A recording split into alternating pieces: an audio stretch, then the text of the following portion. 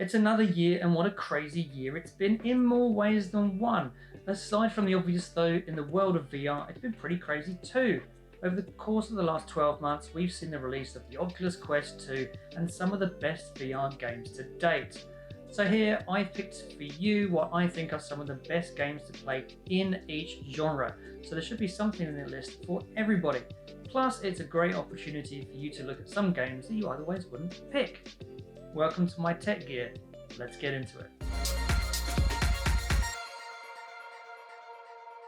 So before we go any further, if you do enjoy the video, please don't forget to like and share it. And if you're not subscribed yet, then hit that subscribe button down below and that notification bell so you're notified about new videos as and when I post them. This all really helps me build up my channel so that I can keep making videos for you. Thanks. Now, rhythm is probably the genre that defined the Oculus Quest, especially in the early days, and Beat Saber set the standard by which many after it have tried to emulate. This game sees you wield two lightsabers which are colour coded, and you have to swipe at the same respective colour coded blocks in the direction of the arrow that is on the block as it rushes towards you. There are varying levels of difficulty, so it's easy to access this game by starting off with the easiest setting and then slowly building your skill level up from that. In multiplayer mode, you can go online and play the same track with your friends, which certainly adds another dimension to the game. This is definitely one for you to check out. Pistol Whip has to be one of my favourite games. It takes the concept of a rhythm game and adapts it to an on-rail shooter that makes you feel like John Wick as you take out every silhouetted bad guy in sight to the thump of some awesome soundtracks. The developers are constantly releasing new content for this, including the recent edition of Pistol Whip 2089, which saw the addition of a story mode that adds another dimension to this game. It's that constant variety that keeps the game engaging and new. Similar to Beat Saber, you can start off on easy mode and work your way up the levels as you get more confident. Certainly on the harder levels, your quads are going to be killing you with the amount of ducking and diving you do in this game to avoid the bullets, walls and obstacles that lie in your way. It's immense fun, totally engaging, it makes me feel like I'm in a John Wick film, I never get tired of it, it's awesome fun. If first person shooters are more your thing, then here we have two that are sure to whet your appetite. Onward is a first person military shooter or milsim, where you need to rely on your team coordination and communication skills rather than a run and gun approach in order to succeed. Strategy is a massive component of this game, where scouting out what's ahead using drones and working as a team plays dividends. Call of Duty this is not. With solo, co-op and competitive game modes available, there's certainly a variety of gameplay here to keep you occupied. Take to the online battlefield and join your friends in cross-platform combat with up to 10 people. Best your opponents on a strategic and tactical level in an uplink or assault match, chase down AI bots in a hunt mission, or wait for extraction as waves of enemies approach you during an evac mission. The game certainly hasn't been without its issues since its release, but the developers have been releasing updates for it, and it is now certainly a more polished game for it. If a military simulator FPS is what you're after, then this really is your only choice. If you're more of a Call of Duty run and gun type person, then Contractors is sure to not disappoint. This is a game that entirely started life on the SideQuest platform in beta form before moving over to the main Oculus Quest platform as a fully fledged game. The graphics certainly aren't groundbreaking, but they're more than good enough and the gameplay is great. It's certainly the best Call of Duty type game that I've played on the Quest to date. I find the controls easy to use, and how they've designed the flak jacket that houses all of your accessories makes it incredibly easy to grab what you need when you need it, an absolute necessity in the middle of a gunfight. With a variety of multiplayer modes available such as deathmatch, domination, bomb defusal, there's plenty to keep you busy. Training modes and solo and bot matches are also present and are good enough in their own right, but also help you fine tune your skills so you can get back into those multiplayer games guns blazing. For those of you after an FPS that is faster paced than Onward, then Contractors is certainly one worth checking out. Phantom Covert Ops is an FPS, an adventure game and a stealth game all rolled into one, and as such I think pretty much sits in the genre all by itself. The focus here is on not being seen, not running around guns blazing. And certainly running is something that you're not going to be doing because you're stuck in a kayak. That's not as crazy as it sounds though, and it certainly makes it a completely unique game and one where you're actually encouraged to sit down and play. The game sees you dispatched into a hostile wetland in your military kayak. tasked with infiltrating a naval base to stop General Zurov from launching a deadly attack on the Western world in a Cold War era. To move around the game, you actually have to paddle with your controllers and then use your weaponry when needed to either distract or kill the guards ahead of you. This all helps to make the game super engaging, and the objectives become increasingly more difficult as the game progresses. For those of you that are fans of the Metal Gear and Splinter Cell series of games, this is definitely one that's worth checking out. Slowing the pace down a little here, our first puzzle game is The Room VR: A Dark Matter. You are a police officer investigating the disappearance of an esteemed Egyptologist from the British Institute of Archaeology, set in London in 1908. As you investigate further, you'll need to explore cryptic locations, examine fantastic gadgets, and enter an otherworldly space which blurs the line between reality and illusion. This is an incredibly well developed puzzle game that takes the standard escape room scenario, applies it to small environments first, and then ramps it up from there. If you do get stuck and are unable to solve a puzzle, then the game can provide you with hints to help you along your way. The game has also been developed so that you can play it seated or standing, which is great to see. VR is a great platform for puzzle games, and this small development studio proves that you can produce a great game without a huge budget if you understand the genre and platform that you are developing for. This is definitely one for your shortlist. Cubism is another game that started life on SideQuest before moving over to the main Oculus Quest store as a fully fledged game. The concept of the game itself is incredibly simple. Use the small solid shapes to fill the large wireframe shape in front of you by twisting and rotating the smaller shapes such that they fit inside. There are 60 different puzzles to solve at varying levels of difficulty from easy through to hard. Whilst all of this might sound incredibly simple, I can assure you that this is an engrossing and engaging game that will have you needing to finish just one more level before turning it off. Story Living has been branded as those games that provide an interactive experience whilst taking the user on a storytelling journey. Think of it as feeling like you're driving your own movie.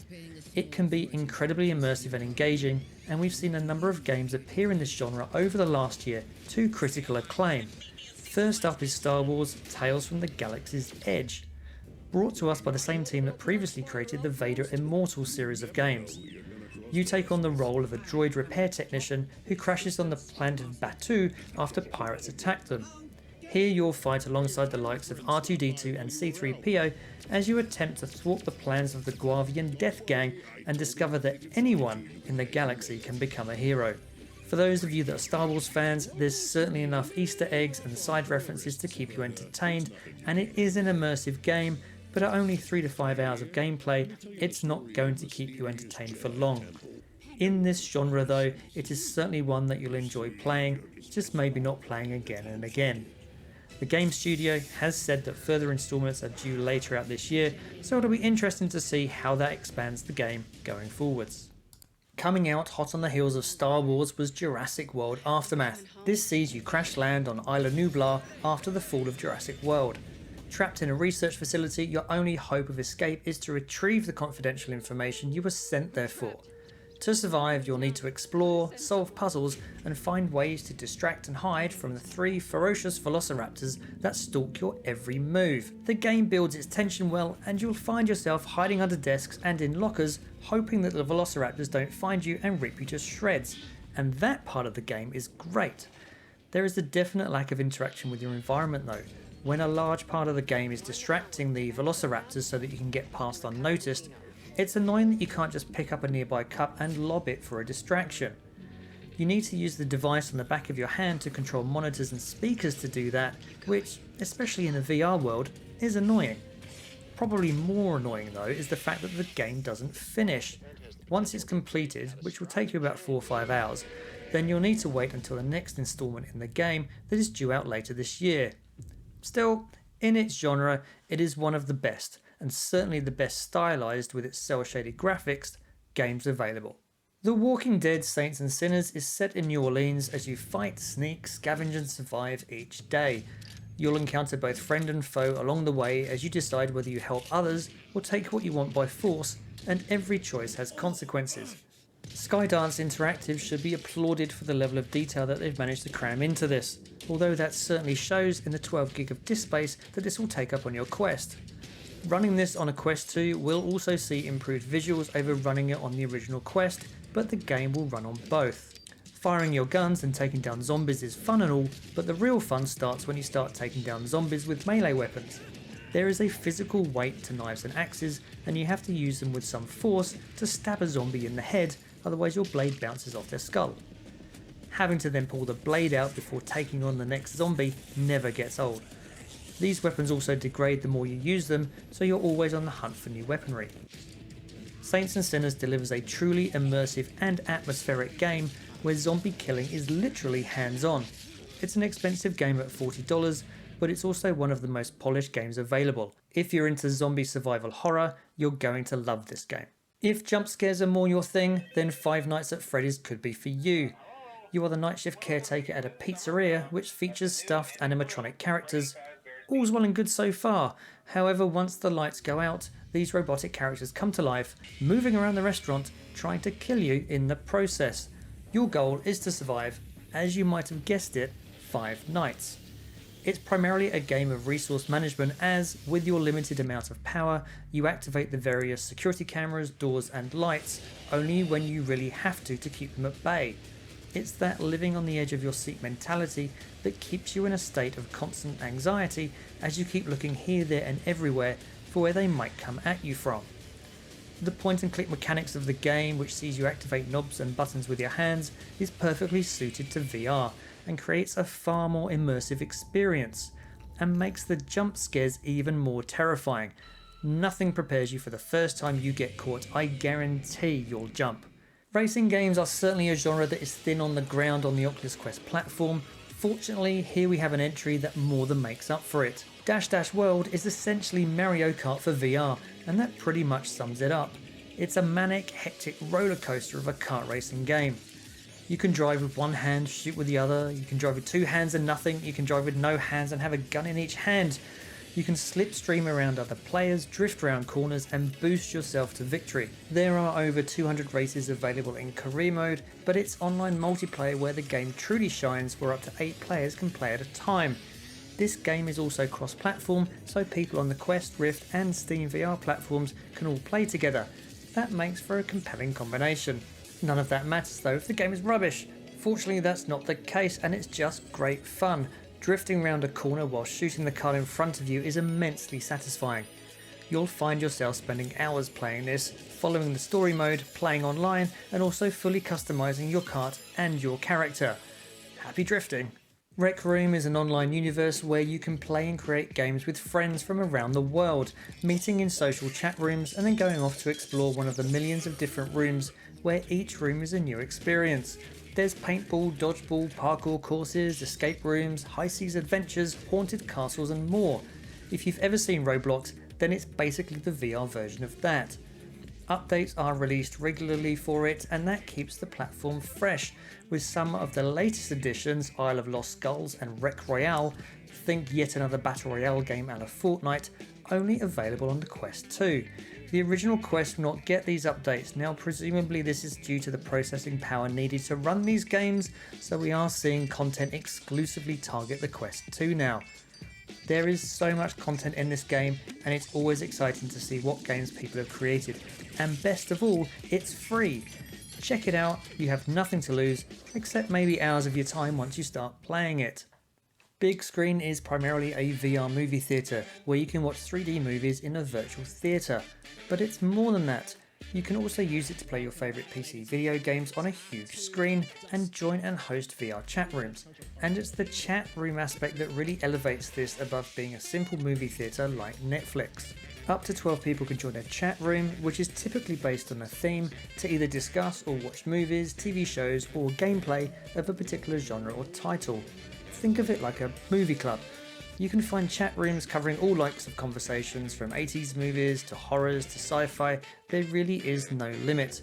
You can even set up your own chat room and share a movie to watch with others, although the quality of that is entirely dependent on the internet speeds of the person that is sharing. Don't expect high fidelity visuals here.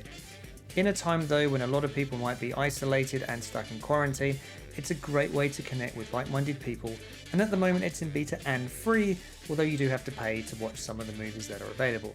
Super Hot sees you move through stop motion levels where you have to kill all the bad guys before they kill you. You move and time moves. You stop moving and time stops moving. It reminds me of the stop motion shooting scenes from The Matrix. It's part action game, part shooter and part puzzle game as you try and work out how you can move about and get into positions to shoot the oncoming bad guys before one of the myriad of bullets that are flying towards you hit you. It's a classic VR game that has been around on various platforms for years, and it works just as well on the Quest platform. This is definitely one that's worth checking out.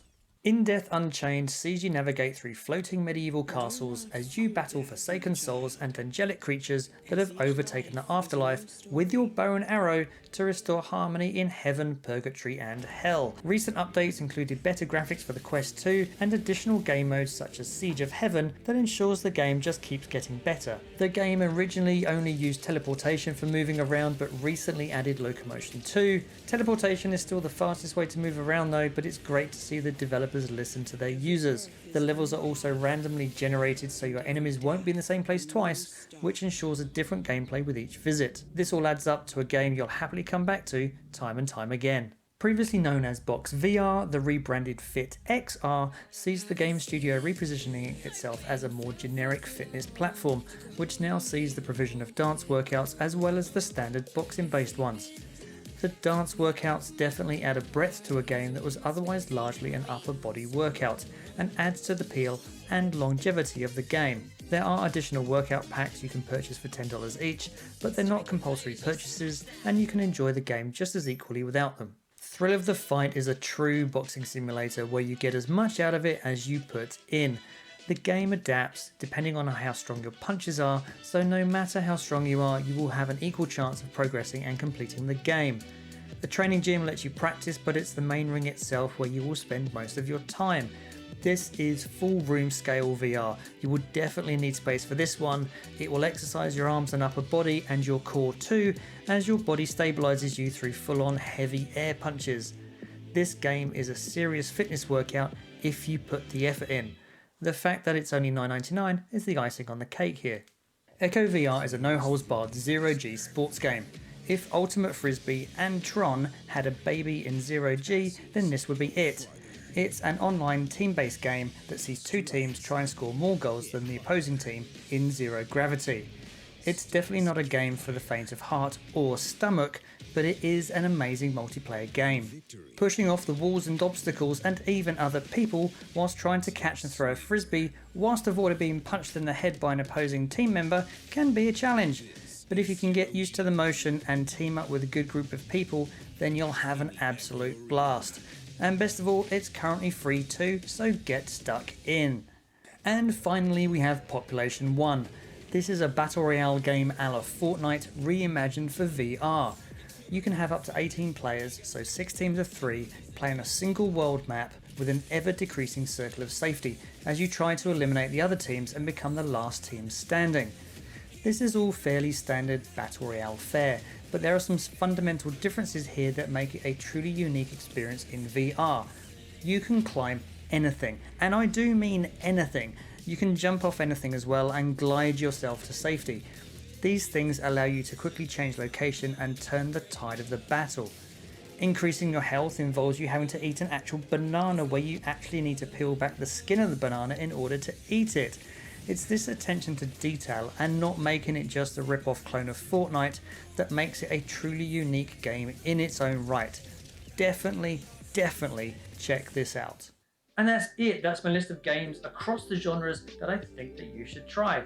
Now, this is certainly just the tip of the iceberg in regards to games that you should try on the Quest platform, but it's a great place to start. Let me know in the comments down below how you get on with any of them, and also if there's any that you think should have made that sort of top 20 list. Thanks for watching. If you did enjoy it, don't forget to like and share it. If you're not subscribed yet, hit the button down below. And as always, see you in the next one.